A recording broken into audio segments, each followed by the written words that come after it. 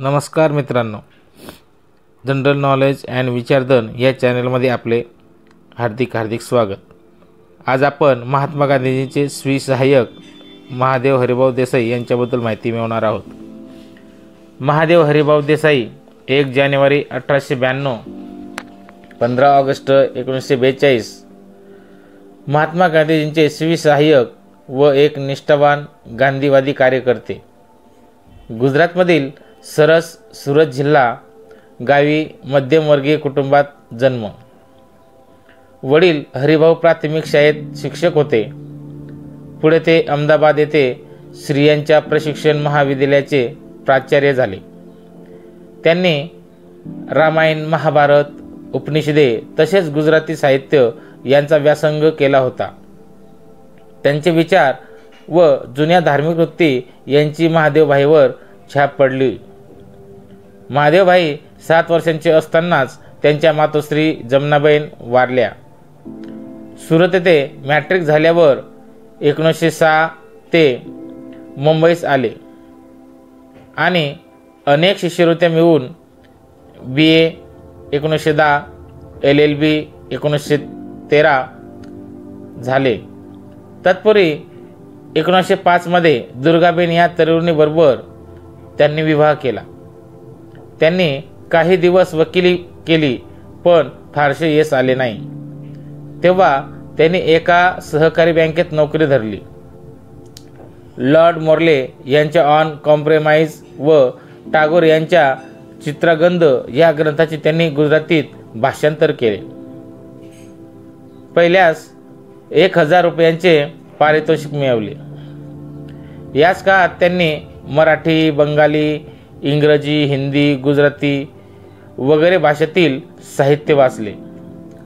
वृक्ष वाटणारी बँकेतील नोकरी सोडून 1917 मध्ये ते गांधीजींच्या सहवासात आले व अखेरपर्यंत त्यांच्यासोबत चिटणीस व निकटचे सहकारी म्हणून वावरले।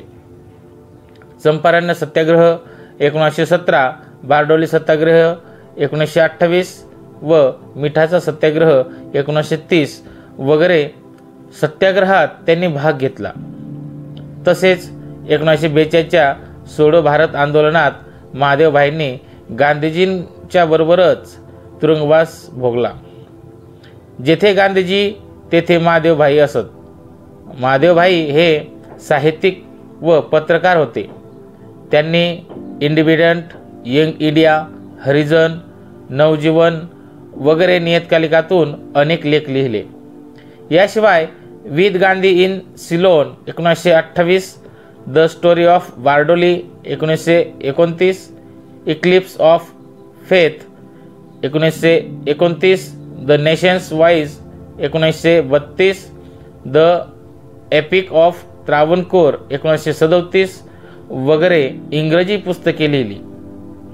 त्यांची खेती नि जमीन 1942, वीर वल्लभभाई, खुदाई खिदमतगार, एक धर्मयुद्ध वगैरे गुजराती पुस्तके प्रसिद्ध आहेत।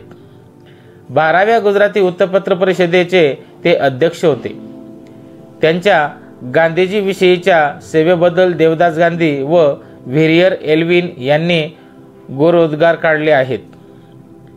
एल्विन त्यांना बापूस बॉसवेल म्हणत। महादेवभाईंच्या लेखनातून गांधीवादी तत्वज्ञान व त्यांचे समर्थन दिसते। मानाची, कीर्तीची, महत्वाकांक्षेची आशा न बाळगता त्यांनी गांधीजींबरोबर एकनिष्ठेने सेवा केली। पुण्याच्या आगा खान राजवाड्यात कैदेत असताना हृदयविकाराच्या झटक्याने ते मरण पावले। त्यांच्या मृत्यूनंतर आपण पोरके झालो असे महात्मा गांधींनी उद्गार काढले।